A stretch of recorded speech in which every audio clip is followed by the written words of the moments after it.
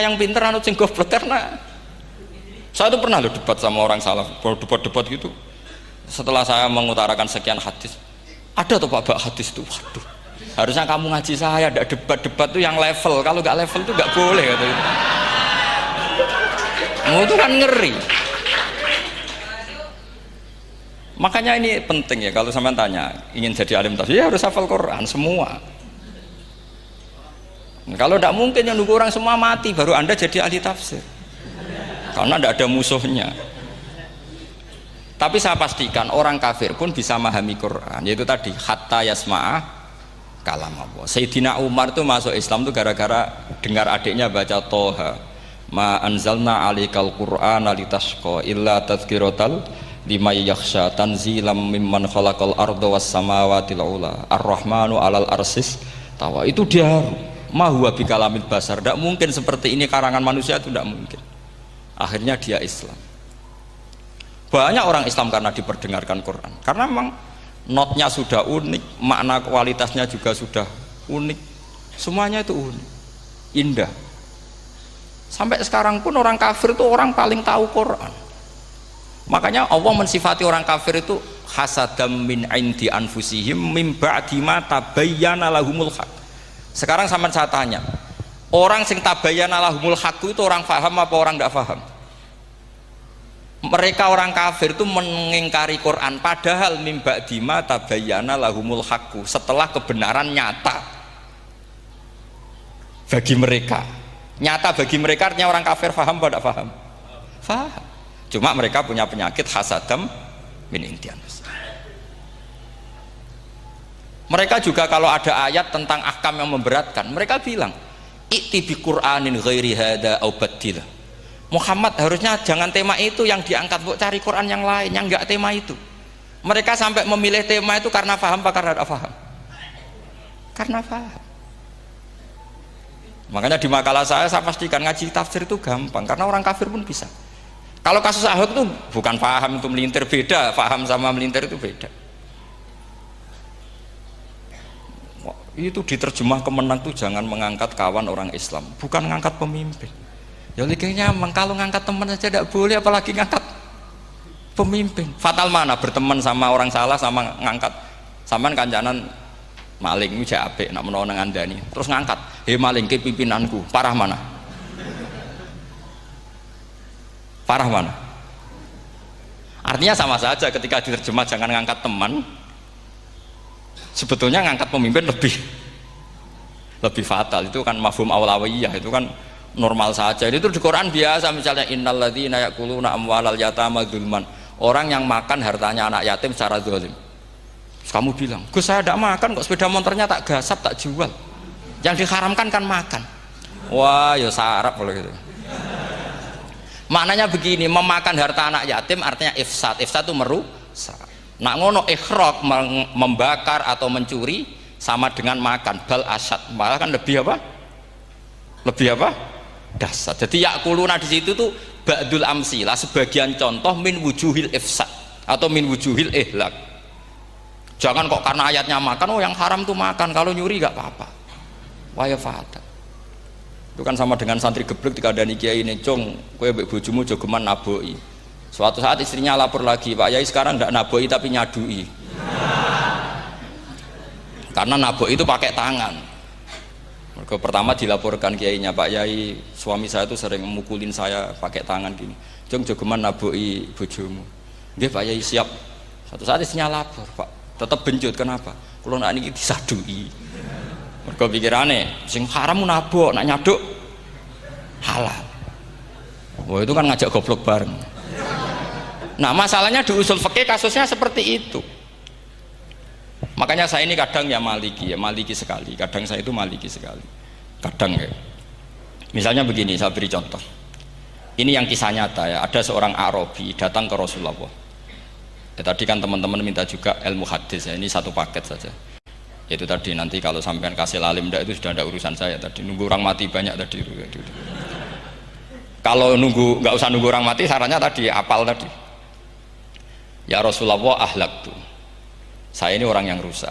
Wa ma ahlakaka, lalu yang bikin rusak kamu apa? Qol waqatu imroati fi nahari Ramadan, saya menjima istri saya ketika masih siang fi nahari Ramadan, siang Ramadan. Walhasil Nabi tidak menyuruh hanya kodok, tapi menyuruh kafaroh. Kafarohnya itu merdekakan budak atau memberi makan 60 orang miskin atau puasa berapa? Puasa 60 hari. Atau urut merdekakan budak atau puasa 60 hari atau memberi makan sitina miskin. Oke, kita sepakat. Sepakat ya, hadis itu sahih dan diulang-ulang oleh Ashabus Sunan. Oke, riwayatnya nggak masalah. Sekarang kita analisis maknanya. Sekarang sampean saya tanya, kalau anda misalnya sekarang jam berapa ini? Misalnya sekarang jam 9 kurang seperempat Ramadan, terus anda rokok atau anda ngopi, kepengen ngopi terus ngopi tanpa udhrin syar'iin, anda hanya wajib qadha apa bayar kafarah? Nggak, sampean jawab. Rata-rata kiai kita, oh mau wajib qadha Gus karena gak jima. Sing seru kafarah itu nak jima. Kan ngombe kopi be jima beda. Pertanyaannya tuh lucu, ini naif secara fikih masalah. Masalahnya begini. Jima bojo itu tidak zina. Jima bojo itu zina apa enggak? Enggak. Berarti dengan makan bedanya apa? Sama kan? Sama-sama amrun mubah. Sesuatu yang boleh. Kenapa hukumannya berat? Makanya kata Imam Malik, ndak itu nilainya. Nilainya adalah hadku hurmati Ramadan bi ghairi udhrin syar'iyyin. Makanya kata Imam Malik, siapapun yang makan fina hari Ramadan, iftar apapun fina hari Ramadan bi ghairi udhrin syar'iyyin, maka hukumnya sama dengan jima fina hari Ramadan. Karena sama-sama ihlak ifsad hurmata Ramadan bi ghairi udhrin syar'iyyin. Loh enggak, ini ilmiah. Kamu udah harus cocok, tapi otak kamu harus percaya. Loh iya kan, beda kan? Saya secara nafsu tidak cocok, cek berarti. Tapi ilmiah saya setuju. Kalau kiai ngandani itu kan pasti pakai badul amsilah, kan nggak mungkin semua contoh disebut. Jong penak melaku jogo mandul wong wedok iku mari setan. Mboten delok Mbah, nyekel lho malah parah to. Ndak bisa. Makanya ini masalahnya lafat. Ini kembali ke Imam Syafi'i, bilisanin arabiyyim mubin. Ketika seorang kiai bilang cung jogeman delok cawe itu adalah mengungkapkan al-muharramat, bukan mentaksis yang haram itu hanya melihat. Saya ulang lagi ya, ketika seorang kiai bilang cung jogeman delok wedok sing haram, itu semangatnya adalah melawan keharaman, bukan mentaksis yang haram hanya delok. Itu di Quran normal semua, di semua lugat ya biasa. Itu kan sama seperti misalnya seorang bang ngasih uang cucunya, cung tak kayak duit 100.000, cung gue tuku es, terus gue mendingan nak ragu tuku es haram iki kan ngongkone tuku es, lah kepen putumu mati kan nyeben 100.000 gue tuku es.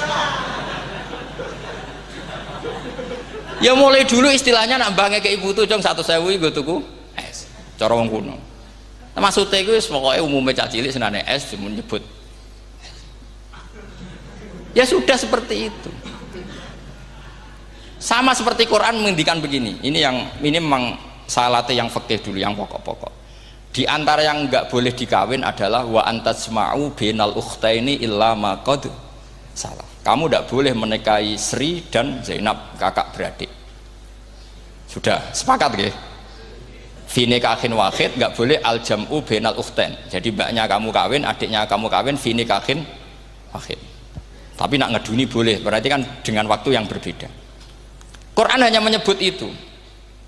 Kemudian Rasulullah zaman Sugeng itu hanya nambahi wala binal mar'ati wa ammatiha wala binal mar'ati wa kholatiha, juga agak boleh menikahi ponaan plus buliknya, baik bulik dari bapak yaitu ammah maupun bulik dari ibu disebut apa? Kholah. Kemudian ulama fikih merasa ada yang kurang, ditambahi lagi. Dua perempuan yang andekan yang satu itu lelaki kok haram nikah, berarti haram jam'u fi nikahin wahid. Misalnya cucu rabibahnya boleh enggak? Enggak boleh kan? Berarti kalau sampai mengumpulkan cucu dan bahnya fi nikahin wahid juga enggak boleh. Tapi orang yang waras itu tidak akan nyalahkan Quran ketika tidak lengkap. wa antasma'u bainal ukhtain ila ma qad ini tidak lengkap. Yang haram kan tidak hanya jam'u bainal ukhtain, termasuk mengumpulkan cucu dan banyak. Karena Quran nggak mau dengan logika tidak waras itu, tidak mau. Taruh saja orang itu rata-rata mbahnya kan umur 70 tahun, cucunya umur 17 tahun. Kebayang nggak kamu nikahi sehingga adik kan boleh bareng, pasti kamu milih bareng. Makanya Quran hanya bakas wa antasma'u final ukhtain, karena yang mungkin masih menggugah selera itu dua. Tapi kalau cucu sama mbahnya itu, kalau ada yang masih selera kan ya sarap itu. Tapi fikih sebagai kaidah tetap menerangkan termasuk yang haram jam'u adalah bainal mar'ati wajad datiha. Paham juga maksudnya? Artinya ketika menyebut itu tidak jaminan merangkum semua hukum, tapi ba'dul amsilah.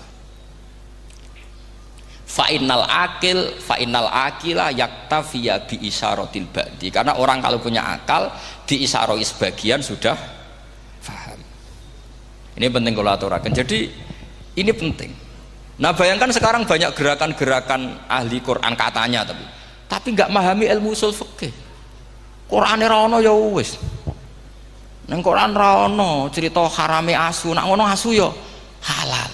Ora ono Qurane. Sing ra ono iku tekem ora Qurane, kok aneh-aneh kowe.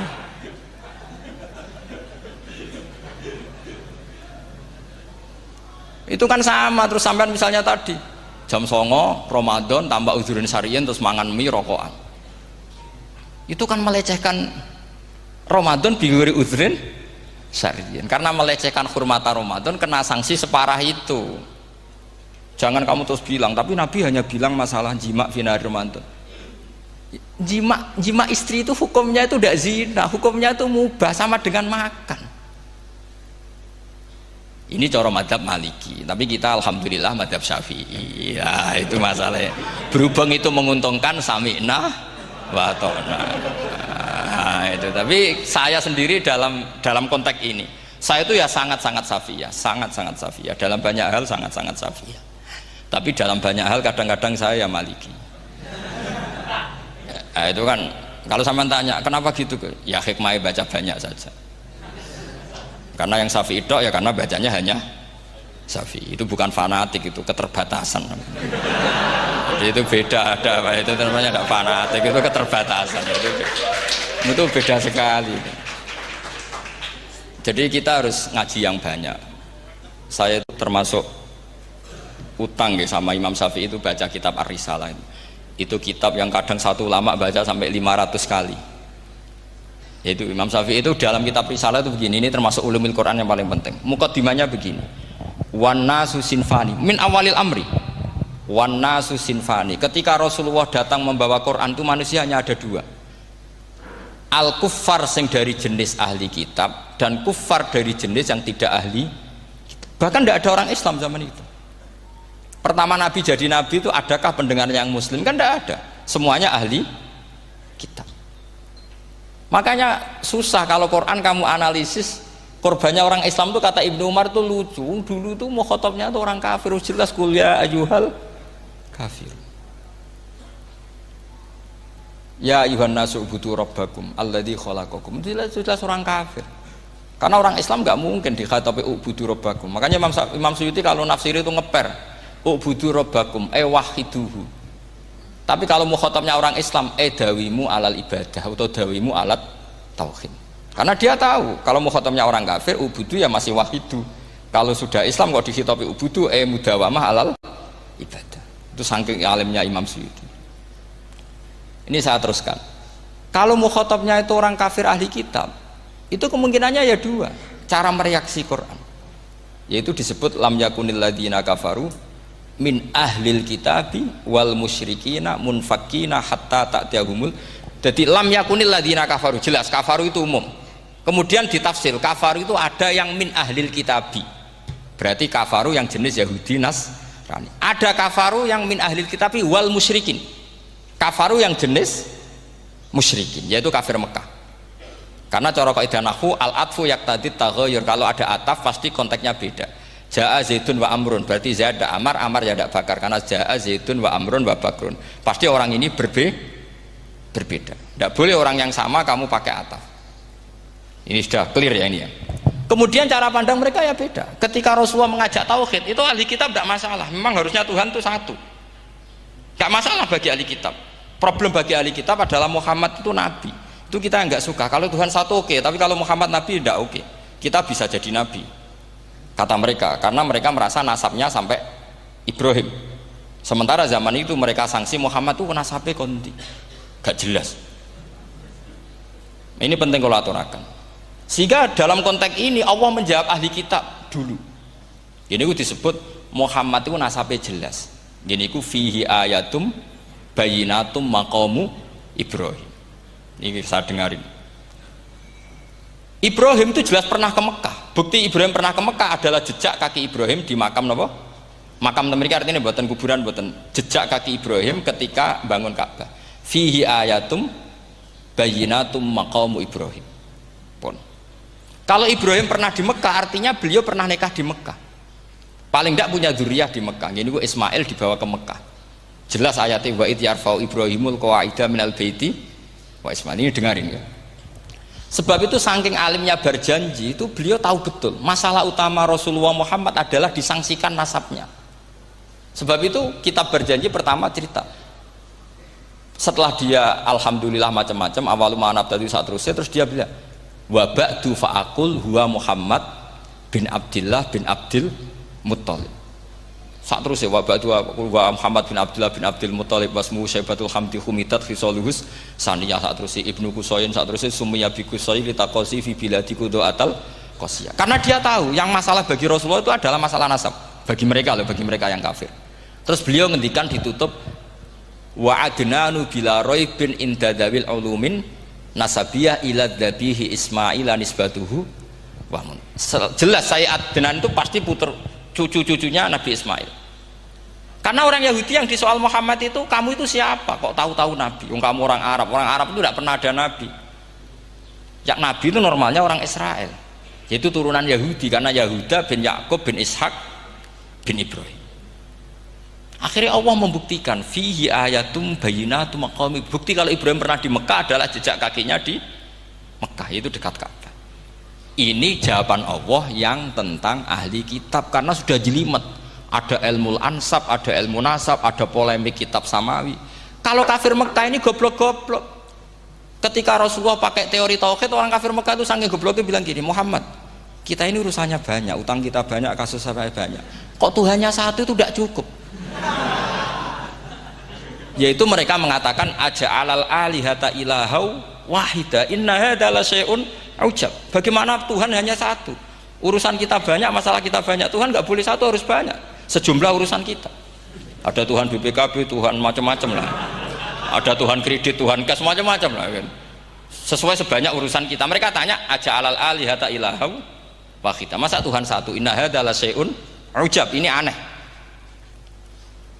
Tapi Rasulullah dengan sabarnya, kalau yang seperti ini Allah menjelaskannya beda dengan yang pertama. Karena tadi orang kafir itu bisa min ahlil kitab, bisa wal musyrikin. Lam yakunil ladzina kafaru min ahlil kitab. Ada yang wal musyrikin. Semuanya ini tidak pernah munfakina hatta ta'tiyahumul bayyinah. Mereka tidak pernah tercerabut dari pikiran mereka, dari mainstream mereka, sampai ada bayyinah. Bayyinah itu kejelasan kebenaran atau benar yang begitu jelas. Itu siapa? Rasulun minallah yatslu suhufam mutahhar. Akhirnya Nabi sabar. Saking sabarnya Nabi itu ngomong gini, ya di khalayak umum, mukhatamnya ya kafir semua. Hei saudara-saudara kami suku Quraisy, kita ini sebangsa. Nabi tanya, Muhammad, ajaran kami itu benar karena kami itu orang yang kita percaya. Tapi kali ini Anda aneh karena ngajak satu Tuhan. Itu tidak mungkin. Urusan kita banyak, satu Tuhan juga mungkin. Tuhan harus banyak. Kita punya 3 aja kurang banyak kan, hanya punya Lata, Uzza, Hubal. Rasulullah dengan sabarnya ngendikan gini, hei kaumku, kalau kamu jadi pembantu, jadi buruh, senang mana punya majikan banyak sama majikan satu. Kalau majikannya banyak, itu perintahnya beda-beda, seleranya beda. Semua harus kamu lakoni, semua harus kamu taklui karena kamu harus nurut. Wah ya repot mat kalau di majikan banyak, oh ngerepoti mesti. Rasulullah tinggal nimpali, Tuhan kamu itu majikan kamu. Kalau Tuhannya banyak, perintahnya ya banyak. Seleranya beda-beda. Kamu bingung nggak? Wah ya bingung, ya udahlah satu aja. Akhirnya mereka masuk Islam. Nah itu disebut Nabi itu fatonah, punya kecerdasan artikulatif. Kalau menjelaskan itu masuk akal. Nah itu disebut dorobawahu matalar rojulan fihi syuraka'u mutasyakisuna wa rojulan salamal lirojul hal yastawiyani masalah alhamdulillah. Nah ini penting. Allah membuat satu perumpamaan bagaimana ada satu pembantu yang punya majikan banyak, yang berbeda-beda seleranya, berbeda-beda perintahnya. Dengan kalau hanya satu majikan, apakah sama? Mereka jawab tidak sama, enak punya satu majikan.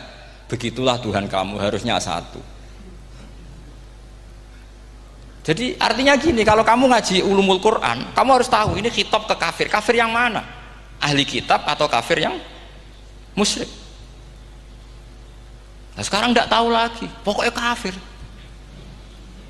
Makanya kalau orang berdebat mereka itu tidak goblok meneh. Waduh. Makanya sama tidak usah ketularan goblok sing pun gimpun sing wis goblok ora usah ditambahi mun kathah dan ini pun niku. Ya karena kita ngaji jelas Qur'annya kan lam yakunil ladzina kafaru itu masih ada min lil bayaniyah atau min li bayanil jinsi. Kafaru itu sapa? Siji min ahlil kitab, dua kafaru sing wal musyrikin. Dua-duanya tidak pernah munfakina hatta ta'tiyahumul bayinah. Mereka tidak akan tercerabut dari pikirannya sehingga ada bayinah. Bayinah itu siapa? Rasulun minallah yatslu sufam. Nah, ketika Nabi menjelaskan asal usul nasabnya bahwa Sayyid Adnan itu ila Ismail, Ismail jelas putra Nabi Ibrahim. Mereka terus baru iman karena ada fihi ayatum bayinatum maqamun apa? Ibrahim. Ya jadi saya kira demikian, nanti kan akhirnya jam itu teman.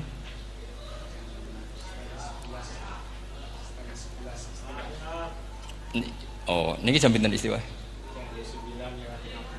Nggih, terus saya pikir niku nggih. Kalau misalnya tadi ada tanya jawab ya tanya jawab carane ngalim saja kan. Itu lebih realistis. Karena kalau sampean iskal misalnya saya iskal dengan ini kan malah bingung kan. Kalau kamu terkenal pinter iskal kita gobloke. Nah wis pinter kok iskal itu jadi saya niru ilmunya Abu Nawas. Abu Nawas sudah bisa pidato.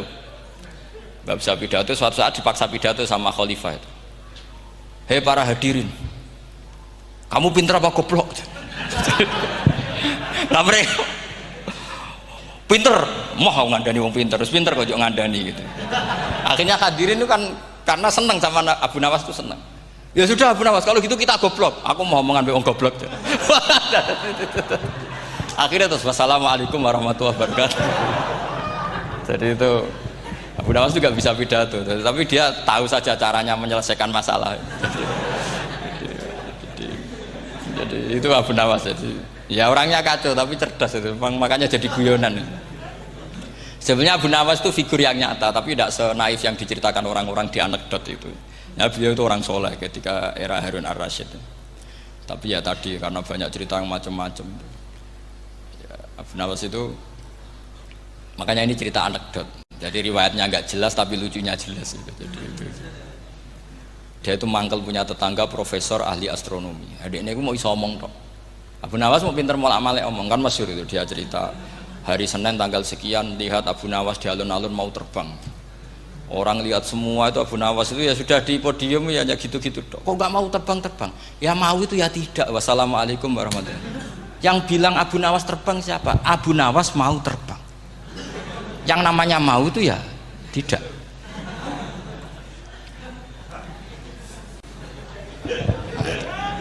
Pernah dia itu lomba sama Harun ar-Rasyid.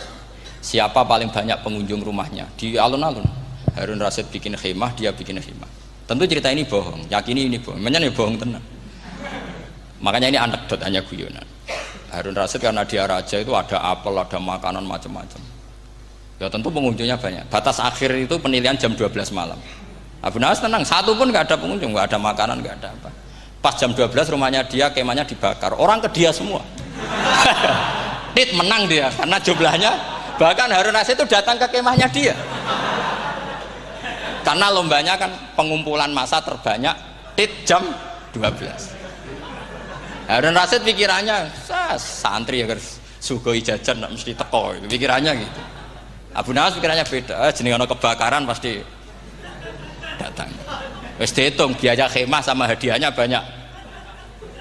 Banyak hadiahnya. Yang ahli falak ini punya ilmu yang rasional, yang pintar sekali. Dia ilmuwan bahwa bumi itu bulat-bulat. Nah, saya lagi tren meyakini bumi flat itu ya kacau nih. Gara-gara penjelasan sing sepihak. Ini wong nganggur.